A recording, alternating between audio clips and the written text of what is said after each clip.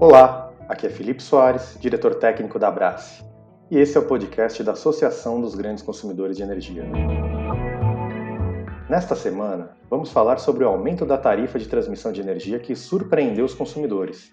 O aumento foi de mais de 50%, e os consumidores industriais, conectados diretamente na rede de transmissão de energia, já começam a pagar essa nova tarifa nesse mês de agosto. Para falar sobre o assunto, convidamos o gerente de energia elétrica, Vitor Ioca. Vitor, conta pra gente quais foram as razões desse aumento. Oi, Felipe. O custo total de transmissão aumentou 27% para o próximo ciclo que se inicia agora, neste mês, e vai até junho do próximo ano.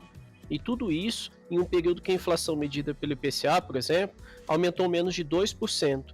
No total, foram 7,35 bilhões de aumento. Mas vamos explicar um pouco esse número.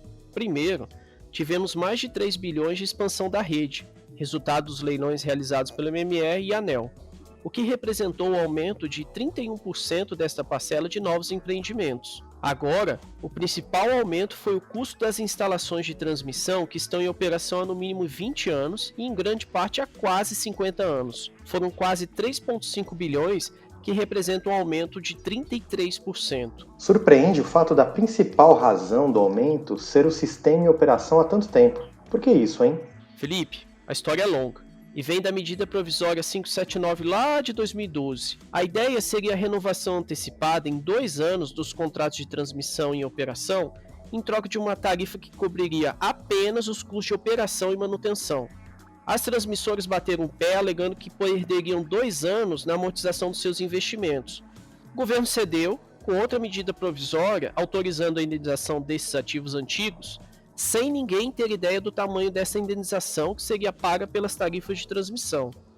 Na ANEEL, o processo de avaliação da indenização levou quase 3 anos, com atrasos de envio de informação das próprias transmissoras, e este tempo custou muito caro.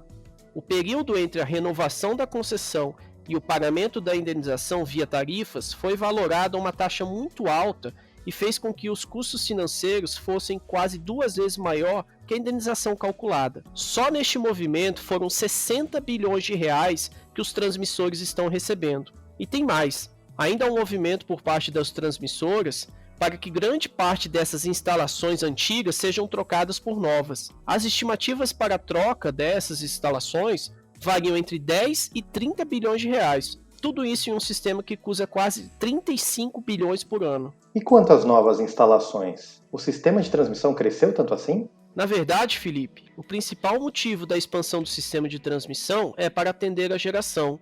Nos últimos 5 anos, as linhas de transmissão em operação e extensão aumentaram 28%. São mais de 142 mil quilômetros de linhas em operação. Esta taxa de crescimento é bem próxima ao crescimento da capacidade instalada de geração, que aumentou 26% nos mesmos 5 anos. O consumo de energia de 2015 a 2019 aumentou apenas 9%. Se a transmissão aumentou para atender a geração e não consumo, como é rateado o custo de transmissão? A regulamentação vigente prevê que o custo seja rateado meio a meio, 50% para os geradores e 50% para os consumidores. Porém, os geradores têm direito a um congelamento de tarifas por no mínimo 10 anos, com base em uma projeção de crescimento do sistema de transmissão. Se o custo real for maior que a projeção, quem assume este custo são os consumidores.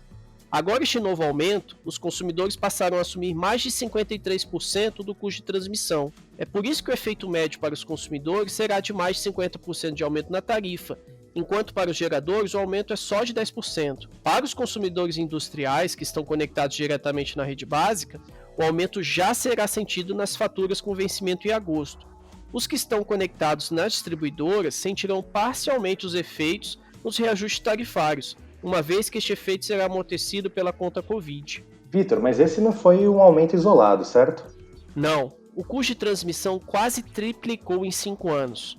O aumento do custo foi por volta de 22% ao ano, enquanto o sistema cresceu algo como 5%. Mesmo com o crescimento do sistema, o aumento do custo é muito maior.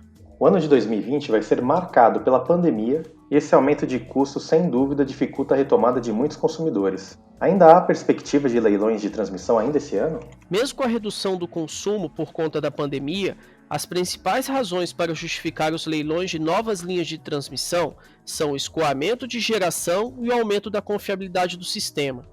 O governo e a ANEEL dizem que ainda vai haver um leilão de transmissão no final deste ano, e este custo vai cair no colo do consumidor nos próximos anos. Se o consumo não se recuperar e não for feito nenhum ajuste no rateio dos custos, a certeza é que teremos mais aumentos de tarifas nos próximos anos. Você comentou que um dos principais motivos para justificar os novos empreendimentos é o aumento da confiabilidade do sistema, além do escoamento da geração.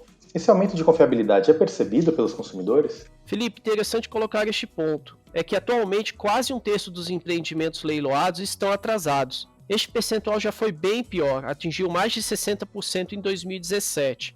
Quando eles entram em operação, representa um aumento de custo imediato para os consumidores. É direto na veia.